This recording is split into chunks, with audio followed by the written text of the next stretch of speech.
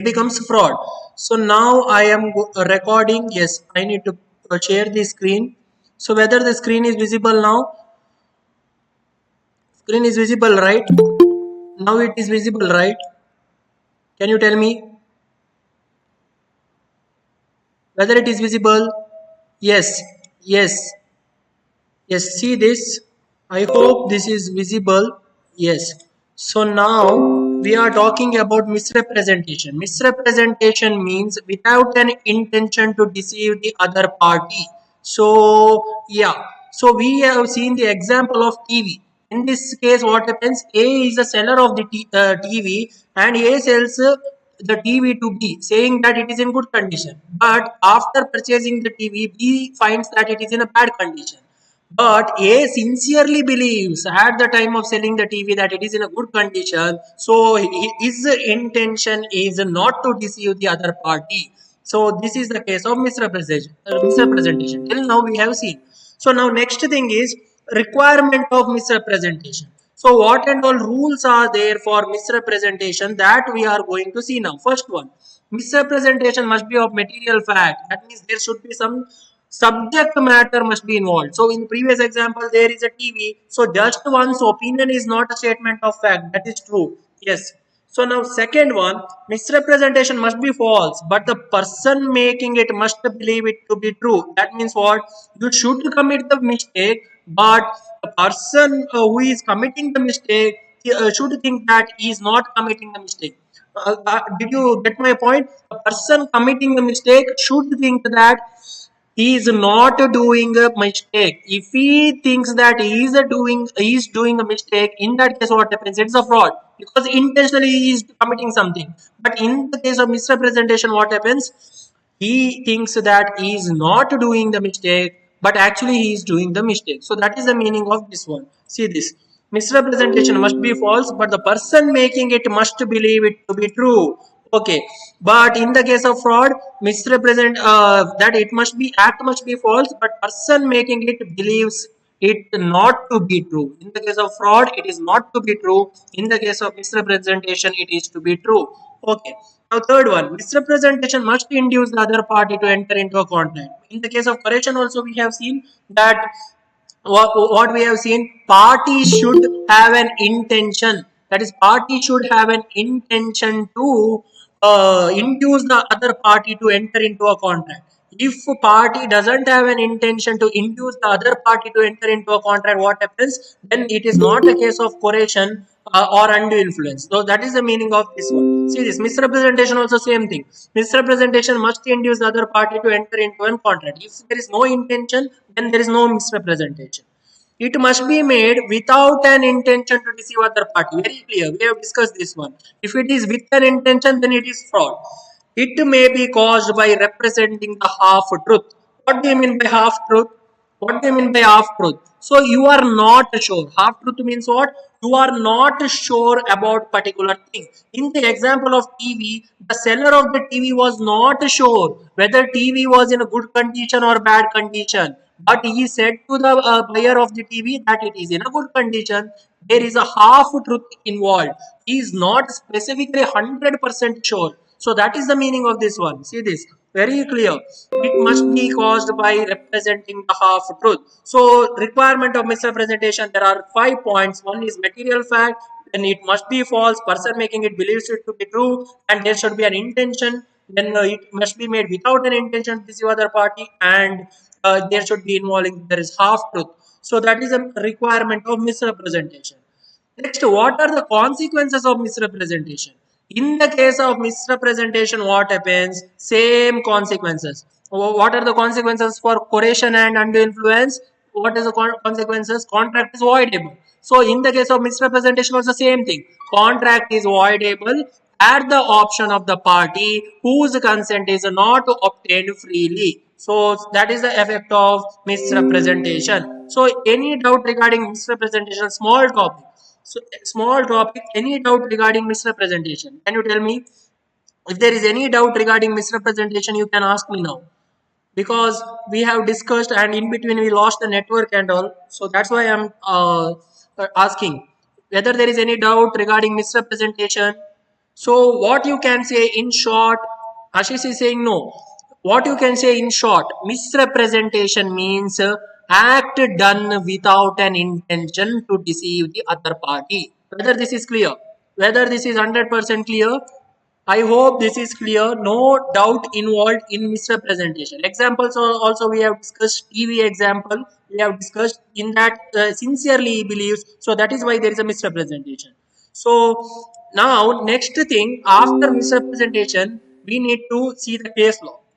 Before that, in the last hour, we discussed one case law Ranganayakam versus Alvar Chetty, 1889. That is the case law of creation.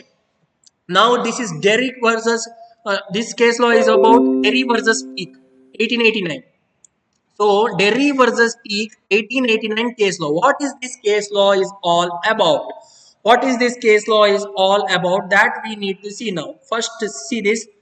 A company's prospectus contains a representation that it had statutory power to run its train by using stem power. Okay. Now, provided that consent of the government authority was obtained. So, what does the company's prospectus say? What does the company's prospectus say? That it has some power or it has some authority to run the train using stem power, provided government will provide permission for that, provided government will provide permission for that. Okay. Now director of the company issued a prospectus stating therein that company had right to use the stem power. Okay.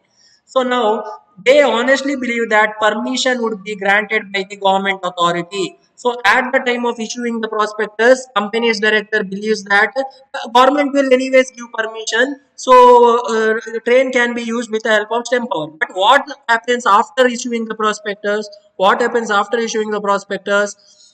Government is not giving the permission. Government refused to give the permission. In that case, see this. What happens? In that case, government refused to give the permission. But unfortunately, permission was refused by the government authority, and consequently, the company was wound up. Wounding up means what? Company comes to an end. Company closed. Held. What is the judgment here? Held. Directors of the company were only guilty of misrepresentation and not a fraud. Very important. So this case law is about Derry versus Peak. 1889 case law is about misrepresentation. Why it is not a fraud? Can you tell me why it is not a fraud? Can you tell me in this case law why directors have not committed the fraud? They have committed only misrepresentation. Because at the time of issuing the prospectus, they sincerely believed that government will give the permission that train can be run with the help of stem power. But after issuing the prospectus, that means once the prospectus is given to the customer or to the offeree, government refused to give the permission. So control of the act is not in the hand of the director. So very important. Control of the act is not in the hand of the director. So it is in the hand of the government. So government refused to give this one permission. So what director can do? So he believed sincerely. So it is only a case of misrepresentation, fraud. So can you tell me the case of fraud? So suppose we take the same case law, Derry versus Peak. So what would be the case of fraud? Can you tell me what would be the case of fraud in this case? Can you tell me? If director issue the prospectus knowing that government will not give permission, this is the case of fraud. Director beforehand itself they know that government will not give the permission.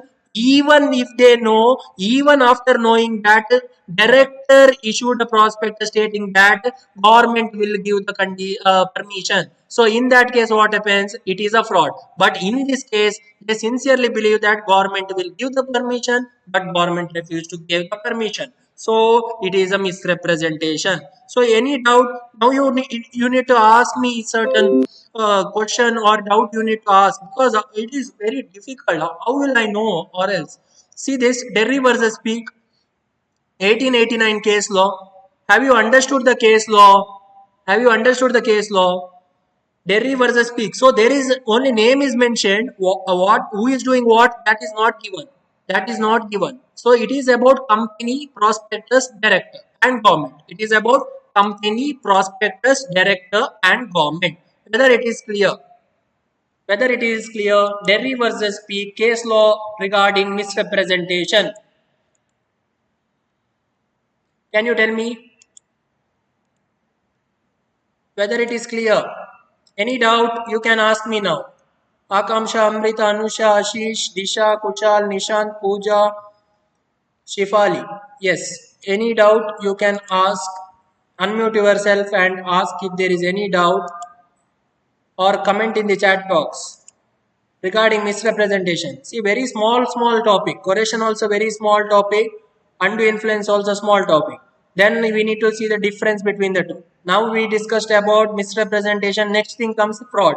After that, we need to discuss the difference between misrepresentation and fraud. Then you will come to know proper meaning of fraud. What do you mean by fraud? What do you mean by misrepresentation? So whether there is any doubt regarding this? No doubt, right? I hope there is no doubt. I hope there is no doubt. So case laws we need to see, and you need to write the case law as it is. You cannot alter the case law. You need to write as it is. Whatever given, you should write as it is. Okay. So the next topic here is fraud.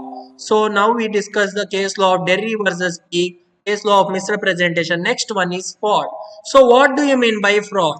So now we know misrepresentation is without an intention to deceive the other party. So fraud is the opposite of misrepresentation. So what you can say, in the case of fraud, there is an deliberate act, or intentionally one person is committing one particular thing. Intentionally one person with an intention to deceive the other party. One person has an intention to deceive the other party. This amounts to fraud. See the meaning of this one. Fraud means intentional, deliberate, willful misstatement of facts which are material for the formation of the contract. That means what? What do you mean by the word material? Material means it is essential. Without that information, contract cannot be formed.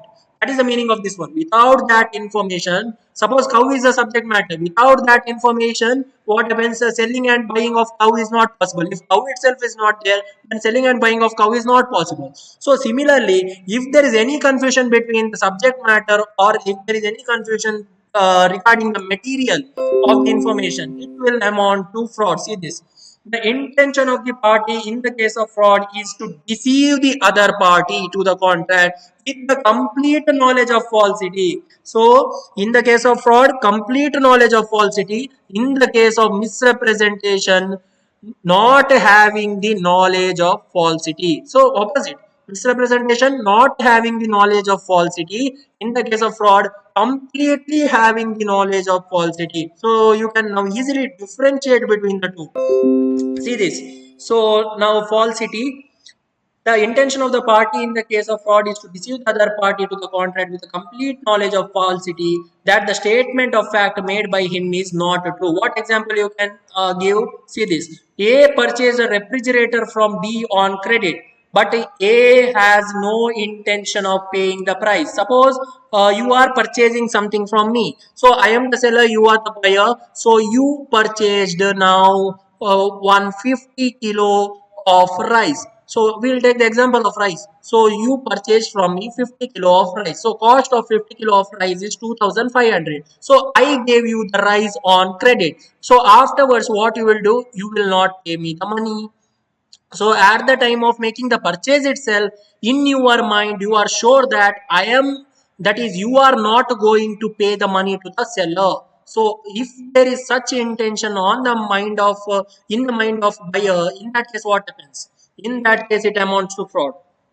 In that case it amounts to fraud. So what do you mean by fraud? With an intention. Very simple.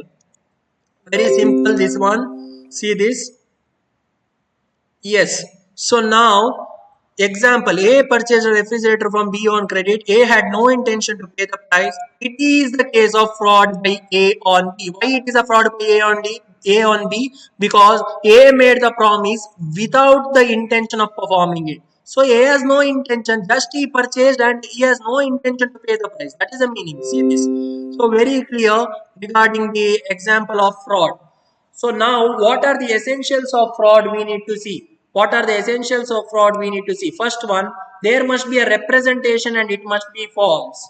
Okay, if there is a true representation, can you tell me now, if there is a true representation, whether it amounts to fraud? Can you tell me, if there is a true representation, that means if you are doing the correct act, whether it amounts to fraud?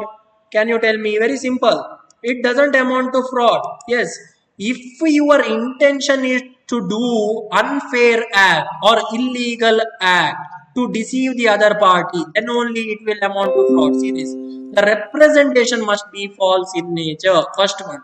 Second one, representation of the statement must have been made with the knowledge of its falsity. See this. So, in the example of TV, last for misrepresentation, we have discussed the example of TV, isn't it? So, in that case, there is no knowledge of falsity on the part of seller. Why? Because he believed that it was in a good condition. He was not sure about the fact. If he was sure about the fact that it is a defective, then it amounts to fraud. So see the example now. See the example. A sells the motor car with a defective engine. A sells the motor car with a defective engine, knowing that fact fully well. So A before selling the car itself, he knows that the car is not proper. So it has some defectiveness in the engine. Okay. Now he sells to B.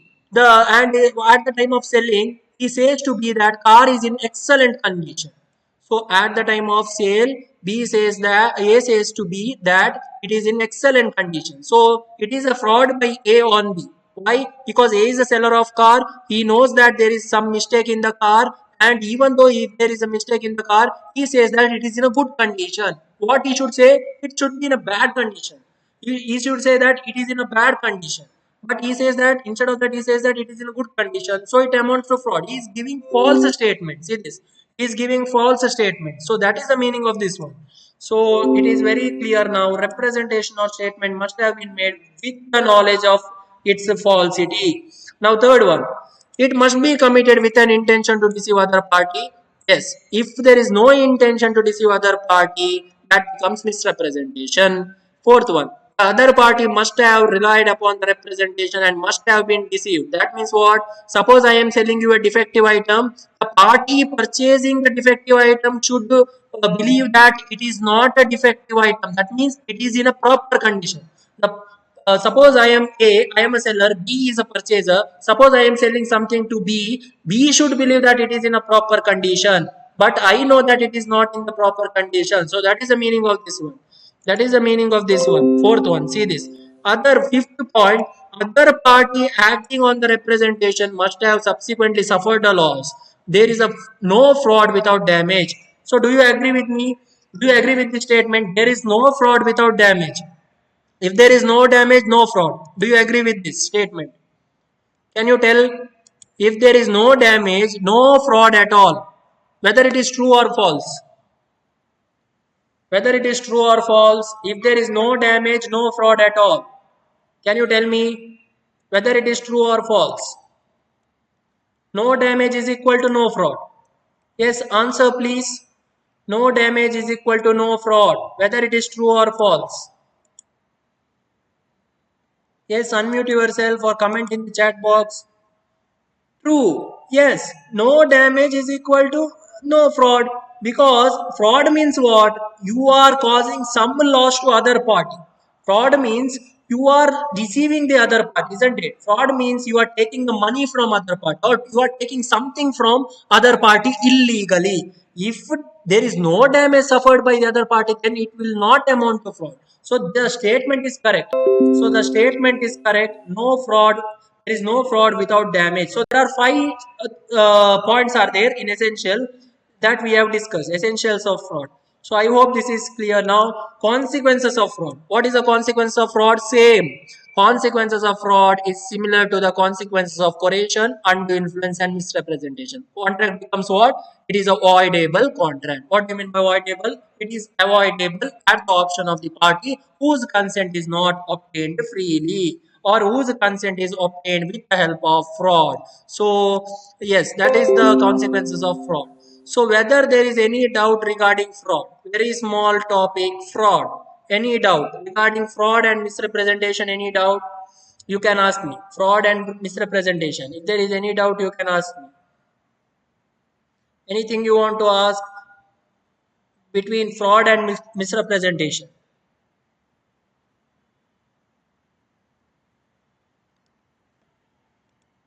I hope there is no doubt between fraud and misrepresentation.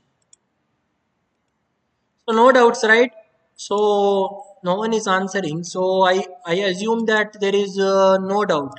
Okay. So last we need to see this one. See this difference between misrepresentation and fraud. Last thing we need to see in today's class. Last topic, difference between misrepresentation and fraud. So what do you mean by misrepresentation and fraud? Now what do you mean by misrepresentation? You know, without an intention. Fraud means with an intention. So now you can clearly make one difference. Without with an intention, fraud. Without an intention, it is a misrepresentation. One difference is over. So like that we need to do the difference. See this first one. Intention of the party making the representation is not to deceive the other party in the contract. So that's what I told. That's what I told. See this. No intention to deceive. In the case of fraud, intention to deceive the other party. So that is the first difference. What is the second one? Party making the statement or representation believes it to be true. What do you mean by this? So what do you mean by this statement? Can you tell me? Party making the representation believes it to be true means, suppose I am selling you something, now I believe that it is in a good condition. Even though it is in a bad condition, I was not aware or I am not aware about that fact. Suppose I am selling you a washing machine. Suppose I am telling you a washing machine. So in that case, I feel that it is in good condition. I don't know about the defects of the washing machine. So you can't say that I am doing the fraud because I was not aware about the fact of the defect. So have you understood? So that is the meaning of this one. Person making it believes it to be true.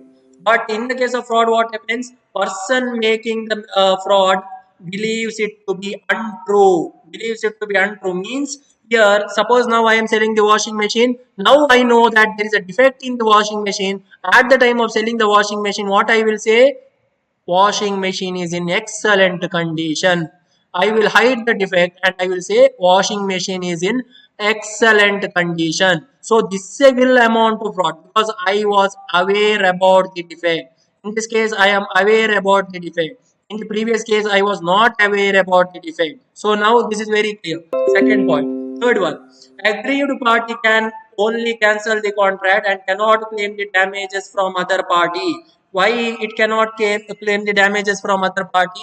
Misrepresentation is equivalent to one kind of mistake. Suppose there is mistake happens, can you claim the damage? No, you can just say sorry, or you can rectify the mistake. You can either say sorry or you can rectify the mistake. That's it. But you cannot ask money from them as a part of compensation. But if there is a fraud, that means there is of course there is some damage has happened to you or your property. In that case, you can claim the amount from that particular party. See this. Besides cancelling the contract, aggrieved party can claim the damages from the party which has been deceived. See this. That is in the case of fraud. So that is the third difference. Fourth one. Fourth one, aggrieved party cannot cancel the contract if it had means to discover the truth. That means what? What do you mean by means to discover the truth? Aggrieved party cannot cancel the contract even if it had means to discover the truth means what? What do you mean by the word means to discovering the truth? Can you tell me what do you mean by the word means of discovering the truth? Even if there is any provision with the buyer, or if there is any provision with you that you can discover the falsity or the correctness, true or false about the subject matter. Suppose if subject matter is washing machine, now by any means now you come to know that the washing machine is in the defective condition. But I said that I sincerely believe that it is in good condition. In that case, can you cancel the contract? Can you cancel the contract? You cannot cancel the contract. Why? Because misrepresentation is equivalent to one kind of mistake, isn't it? So I am not committing fraud. So how you can cancel the contract? So there is no provision. No provision. You can ask the defaulting party to change the subject matter or change and give the new washing machine. That much you can do. You cannot cancel the contract directly. Yes. But in the case of fraud, what happens? Everybody can cancel the contract even if it had the means to discover the truth. Yes, that is correct. Fifth one, misrepresentation is not an offense. It is not a criminal act. Misrepresentation is not an criminal act. But fraud is a criminal act. So that is one more point. Fraud is a criminal act. Misrepresentation is not a criminal act. Sixth one, under no circumstances keeping silent by one would amount to misrepresentation. Suppose if I keep silent about, I enter into a contract with you and I keep silent. In that case, it doesn't amount to misrepresentation. But in the case of fraud, if I keep silent, that means what? I am not disclosing the truth to you. If it is the case of fraud, if I keep silent, that means what? I am not giving the correct information to you. So it will amount to fraud. Silent amounts to fraud. See this. Silent may amount to fraud if the party in a contract has a duty to speak. Yes, that is correct. But silent doesn't amount to misrepresentation. So you should be very clear with this. So these are the 6 points regarding misrepresentation and fraud. Difference between misrepresentation and fraud. There are 6 points we have discussed. So any doubt regarding misrepresentation and fraud difference or else meaning in the misrepresentation and fraud? Any doubt you can ask. You can ask the doubt now. Yes, any doubt you can ask.